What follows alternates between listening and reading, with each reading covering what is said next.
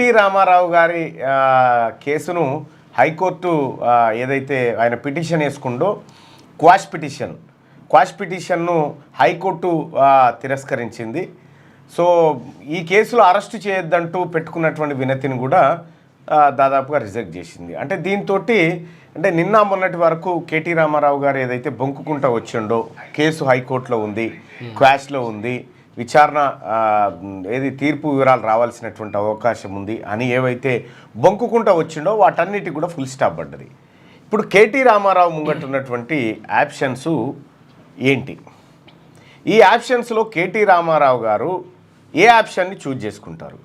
నిన్న ధర్మపురి అరవింద్ గారు మాట్లాడుకుంటూ ఎక్కడో చూసిన నేను, ధర్మపురి అరవింద్ గారు మాట్లాడుకుంటూ ఒక ఆప్షన్ చెప్పినాడు. అంటే బహుశా ఆయన కూడా సలహాలు బాగానే ఇస్తాడు,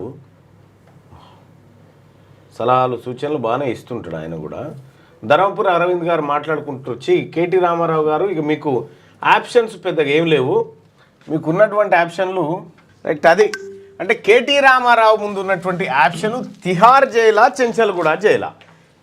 ఈడీ అరెస్ట్ చేస్తే తిహార్ జైలు, ఏసీబీ అరెస్ట్ చేస్తే చెంచల్గూడ జైలు. ఈ రెండిట్లలో ఏదో ఒక దాన్ని చూజ్ చేసుకోమని చెప్పి నిజామాబాద్ ఎంపీ ధర్మపురి అరవింద్ గారు కేటీ రామారావు గారికి సూచన సలహా ఇస్తూ ఉన్నారు.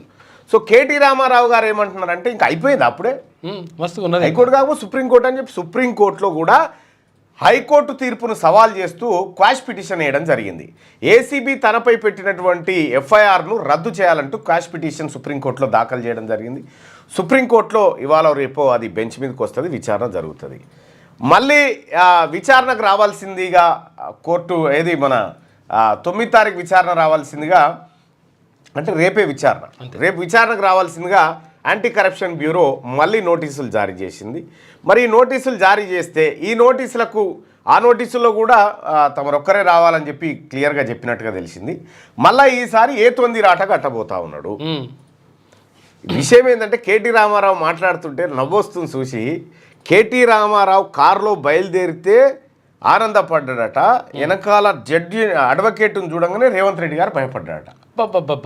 వా ఏం ఏడ నేర్చిరు తమ్మి, ఎవరన్నా గోరుముద్దలు బిసికి ఇంత నేతివట్టు కలిపి పెడతారు, కానీ మీకు ఈ అబద్ధాలు కలిపి అబద్ధాలు ఈ హరాకిరి మాటలు ఏ కింద పడ్డా కాలు మీదకి లేపి మాదే మీద ఉన్న చూడనడు ఇంకా ఈ ఎన్ని రోజులు చెప్తావు కేటీ రామారావు గారు? ఇవన్నీ ఏమాత్రం ఈ చట్టాలపైన, ఈ దేశం పైన, ఈ కోర్టుల పైన, ఈ వ్యవస్థల పైన నీకు చిత్తశుద్ధి ఉంటే తక్షణమే రేపటిదాకా ఎందుకండి నేను ఖాళీగానే ఉన్నా, ఇవాళనే వస్తాను పోనుంటివి, ఇవాళనే వస్తాపా కోర్టుకు వస్తాపా అని ఏది మీ ఏసీబీ ముంగట హాజరైతే పదా అని చెప్పి పోతే అయిపోయేది కదా.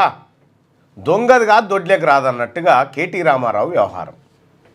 ఏసీబీ కోర్టు ఏం చెప్పింది క్లియర్గా? అందులో కోర్టు చెప్పింది ఇందులో ప్రాథమిక విచారణ జరగకుండానే ఎఫ్ఐఆర్ నమోదు చేసిరని కేటీ రామారావు ఆరోపణ చేస్తే, మనీ లాండరింగ్ వ్యవహారం ఆర్థిక ఆరోపణలో కొంత ప్రాథమిక సమాచారం కనిపిస్తూ ఉంది అనే మాట కోర్టు చెప్తూ, ఆ కోర్టు ఇంకో కీలకమైన మొత్తం అన్నిటికీ ఆధారాలు ఉండాల్సిన పని లేదు, ఇది ఎఫ్ఐఆర్ ప్రైమరీ ఇన్ఫర్మేషనే కాబట్టి ఒకదాన్ని పట్టుకుంటే డొంకంతా కదిలే అవకాశం ఉంది కాబట్టి మీ ఎఫ్ఐఆర్ను కొట్టివేయమని చెప్పి పెట్టినటువంటి విజ్ఞప్తిని మేము తిరస్కరిస్తున్నామని కోర్టు చెప్పింది.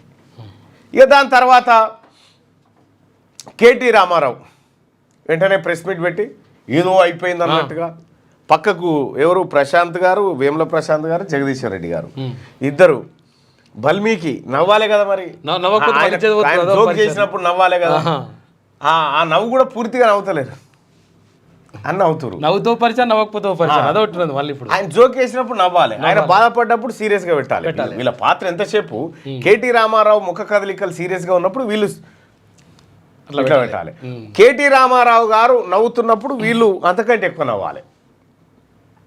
ఆ పాత్రలో వీళ్ళు కేటీ రామారావు వేసినటువంటి పిటిషన్ హైకోర్టులో కొట్టివేయబడగానే నందినగర్లో ఉన్న కేటీ రామారావు ఇంటికి నాయకులంతా క్యూ కట్టిరు. ఎప్పుడు పోతాడు, మళ్ళీ పోతే దొరుకుతాడో దొరకడో, గదో పరిశాను కరాచలనం చేసుకుందాం, షేక్ హ్యాండ్ ఇచ్చుకుందాం అనేటువంటి వ్యవహారంలో నిన్న నాయకులందరూ పోయి కలిసిరు. అక్కడ లేలే ఇంకా మనకు లీగల్ ఆప్షన్స్ ఉన్నాయి, సుప్రీంకోర్టు దాకా పోదాం ఆ. అనేటువంటిది ఆప్షన్ తీసుకున్నారు. సుప్రీంకోర్టు దాకా పోయినారు, సుప్రీంకోర్టులో పిటిషన్ వేశారు. ఈ వ్యవహారం అంతా ఇటు పెడితే కేటీ రామారావును దాదాపుగా అరెస్టు చేయొచ్చు, విచారణ చేసుకోవచ్చు అని హైకోర్టులో ఉన్న అడ్డంకులన్నీ తొలగిపోయినాయి. క్లియర్ అయిపోయింది లెక్క. లైక్ చేయండి,